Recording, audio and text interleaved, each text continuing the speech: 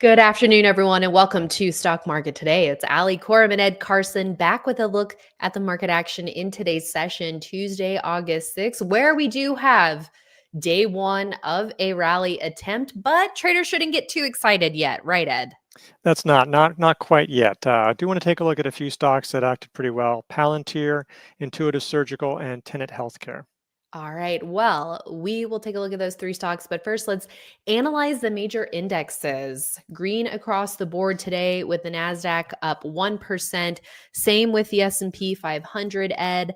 The Dow today up almost 0.8%, and the Russell 2000 leading the way. Here's the IWM ETF. The Russell up about 1.3% or so into the close. We'll take a look at each of these indexes, but I want to start with the Nasdaq. So we have our first up day after a potential bottom in Monday's session. So now we start counting to see if there is indeed a short-term change in trend. So it's good to see an up day, but we want to see more evidence. Yeah, I mean, it's not that impressive to see a bounce of some sort after these really big losses in the last 3 days, and really over the last few weeks. So that's not that unusual. You want to find out, is that meaningful? That's why we want to wait a few days. The fact that we dropped so hard is not a point in its favor. It's nice that we bounced off the tuna day yesterday and continued on today. But yeah, it's just you want to wait a few days, see if big institutions are really carrying in there. I will say that today it doesn't matter too much because it's day one. It just needed to be up a point. But we did have a resistance today. All the indexes seem to hit resistance around Friday's lows. I mean, vaguely. So that was just something to note, that there seemed to be, it wasn't super powerful. We didn't power all the way into the close. Again, it's a nice gain. We'll just have to wait till later in the week or maybe next week, see if we can do something more meaningful. Yeah, and here's a look at the 10-minute chart showing that a bit of a fade into the close again. Still had a 1% gain on the NASDAQ, but just showing how we came up right to the lows of last Friday there. And some other resistance levels to look at for the other major indexes. The S&P 2 also coming up to its Friday lows and backing off some. And the Dow, let's look at 0DJIA. This index not only hitting resistance around Friday's lows, but also a 50-day line that has flattened. And I want to take a look at IWM. Similar situation here, almost coming up to the 50-day, but right around those Friday lows. So we could have put in a bottom yesterday, but traders who saw strong double-digit gains in the middle of the day, maybe thinking that this rally attempt is going to gain momentum, but jumping in too early while, risky bets can pay off. I think waiting for more evidence, and like you said, our institution's gonna step in here. Right now, it's just volatility is what it looks like to me, and not a change in trend just yet, Ed. Yeah, definitely not a change in trend. I mean, look, they're not even above the 10-day line here, like on the Qs here, just well below that. If this is a real rally and it lasts for weeks or months, you're going to get a real chance to get in there. You just don't need to be there on day one. Be a few days, see some signs, and even that isn't proof. I mean, confirmed market rallies can and often do fail, but it just gives you a much better chance that you'll avoid. If you try to guess the bottom, you'll guess it eventually, but there'll be a lot of bottoms that just keep on falling on you. Yeah. Okay. Well, we are on follow through day watch. So if today is day one, a textbook follow through day, according to IBD's methodology, could happen at the earliest on day 4 of a rally attempt. So that would be Friday. And we want a solid gain of at least 1% with some strong volume behind it. Strong volume meaning heavier than the prior day's session. So we'll have to see if we can get those ingredients working and evidence of leadership underneath the surface to support a change in trend, Ed. Yeah, that's important. David Ryan was on IBD Live today and talking about, he was pretty skeptical of the former tech leaders. I mean, some of that they'll quickly bounce back, and we'll see. I mean, if they do bounce back, he'll change his mind. We'll all change our mind, but it's not clear what the leaders will be. I mean, we've got super defensive names, some defensive growth. We're going to look at a couple defensive growth names, and those still could do well in a good market, but it's not clear what those leaders will be. Okay. I quickly also want to take a look at RSP and QQEW because it's always good to check in on market breadth here. RSP hitting resistance at the 50-day line. We have seen the relative strength line holding up a bit better than the S&P 500. What do you think, Ed? Yeah, I mean, it's just hitting resistance here like the other stuff. I mean, the relative strength is a reflection more of tech weakness than the strength, because this hasn't gone Exactly. a whole lot over the last several weeks. It's just that now what was lagging is now leading. Going sideways is now a positive thing. Mm-hmm. Okay, a lot of repair work to be done. And let's take a look at the 10-year Treasury yield. We did get a bounce off of lows here today. I mean, part of this, there was a lot of crazy things going on over the weekend on Monday. Look, whenever investors are talking about the yen carry trade or what Asian stock markets are destabilizing the US, no, that's not a good sign. And so things got normaled a little bit. And I think that's why Treasury yield's bouncing back, still down a whole lot. I mean, they're really down. Mhm. We're still expecting the Fed to cut a fair amount. It's just there was a lot of panic and uncertainty yesterday that got everybody rushing into treasuries in the Mhm. morning. Yeah, speaking of, I mean, we were looking at the VIX. I'm going to go to a monthly chart there. We have come off of levels that we saw in Monday's session, but would also love your perspective on the fear gauge at a lot of volatility in the volatility index. Yeah, I mean, it was really crazy on Monday morning. Again, people just had no idea what was going on. There's no certainty they felt. And with all this stuff that was going overseas, a lot of negative headlines from Friday, Saturday, Sunday, and some of that's calmed down. And now it may just be a correction, but that was getting up to the COVID highs. And let's be honest, whatever's going on, for now, there's nothing in the economy that's anything close to COVID. But it was definitely a very strange morning. That it was. Okay. Well, hopefully we'll continue to see things calm down and put in that repair work.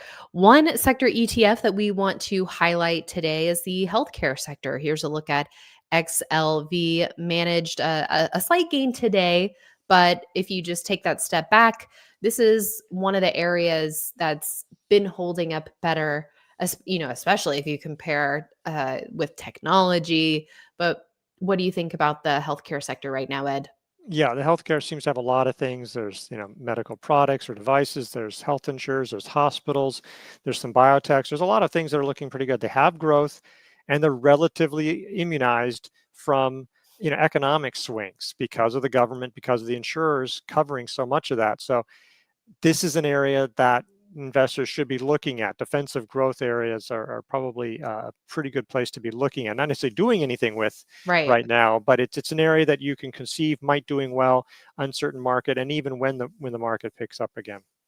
Totally agree. A lot of interesting looking charts that we're going to keep track of. Okay, let's take a look at an earnings mover. Here's Palantir results out last night. Shares closing up 9.26% today, almost 9.3%. And of course, above average volume behind the move today. We saw acceleration on both the top and bottom lines, Ed, with earnings up 80%, revenue up 27%, and the stock getting back above its major moving averages.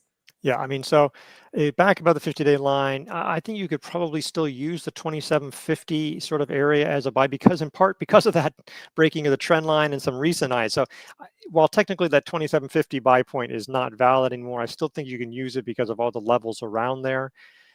Again, it's probably better if this could just go sideways for a few days, let it calm down. It's no longer nearly as extended from the 50-day line as it was when it first broke out. And so Mhm. that is a point in its favor. Again, you just like to see the market calm, this maybe digest a little bit. And then when the market takes off, because it is very volatile, you see what it's in the last couple of days. Yeah, it's impressive from Monday's low, but boy, this stock can move a lot in just a few hours. Yeah, as I say, really strong fundamentals. The revenue growth has been accelerating for several quarters, and the commercial growth is really taking off. And that's still Mm. less than half of its revenue, but that's becoming such a big share now. That's really starting to translate. Starting to pick up momentum. So really positive for AI. Here's an AI related play. In a play that okay, it's generating revenue and such. Again, I'll let other people decide how much is AI and how much is just traditional data analytics, but a positive sign for software and for AI in general. Yeah, definitely. Okay, next on the list, let's take a look at ISRG in the medical sector. A lot of tight action if you're looking at the weekly chart and support at a rising 10-week moving average, a relative strength line in new high ground, Ed. So this definitely weathering the correction storm very well right now. Yeah, that RS line hitting a new high on a daily as well. I mean, it's a little bit up and down because it was trying to make a move and then the market just came in, but it didn't really give up much ground. And basically it's held around the 21-day line, held the 50-day line. I mean, have to be impressed with that. You could argue that if it got above like sort of today's high, that it would have been sort of actionable in a normal market because of that, because of the sort of bulk of the trading. It just seems highly risky to do that, but this is definitely one on that people should be looking at. There was a little acceleration in the earnings and revenue in the last quarter as well. A lot to like about this name as it just continues to deliver. Yeah. And it broke out of a flat base, it looks like in May, ran up, pulled back to the 50-day line right before earnings a couple of weeks ago, as you mentioned, tried to pop out. Now it's tightening up. So we don't have a full on base here yet, but it has continued to find support at that key 10-week line after that breakout a couple of months ago. So would love to see it continue to hold that level. Okay, let's also take a look at THC. This is a hospital stock, Tenet Healthcare, an upside reversal this week taking shape after coming down to support at the 10-week line. Broke out 2 weeks ago. We have the earnings. So flipping over to a daily chart, we had a strong day of outperformance for this stock yesterday, Ed. Yeah, so I mean that was really impressive. Tested that would have been tricky because it's like, oh boy, if you had bought that breakout and with everything else falling apart, came right back up, held the buy point by the close, acting very well. And this one had a nice breakout or a nice pop on earnings from the 50-day line a couple earnings reports ago. Then did it again last time, so it held all that gain. It was almost a flat base. I think it was just a little bit too short or something in there. I'm not sure what, or maybe it was a little too deep, but it was like really excellent technical action there. The revenue growth hasn't been that strong, but I think they have higher margin, more surgeries, more procedures that are higher margin. And that's where you're seeing all this earnings growth. Again, some of it's been easy comparisons, but those comparisons are starting to get tougher now. And so that's been solid. I mean, this hospital group, again, one of the areas that has been doing very well, 15 out of 197.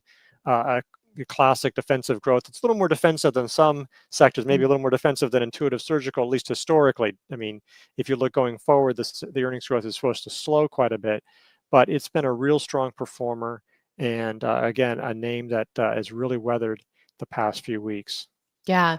And for investors out there who are typically sticklers for that strong sales growth, uh, you know, perhaps if nothing else, this is just good feedback from the market of what is outperforming right now. And, the other thing too is there's no such thing as a perfect stock. So these are all factors, whether it's on the technical side or the fundamental side.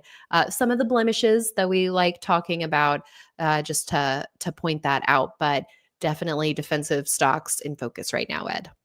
Yeah, and that's just what you have to realize. And it's always nice to consider that this is the kind of thing that you might have part of your portfolio in a strong market, not necessarily have everything in it. And again, that this is what the market is valuing right now. And Mhm. that can change, and you just have to change with it. If you don't want to be taking part in stocks like this, and right now you probably don't want to be taking part in much of anything, but if you don't want to take part in stock like this, well, then you need to be on the sidelines because growth stocks are not in traditional high growth names are just not in position really with just a handful of exceptions. Yeah. All right. Well, something that we will continue to watch very closely as the market tries to put in a bottom.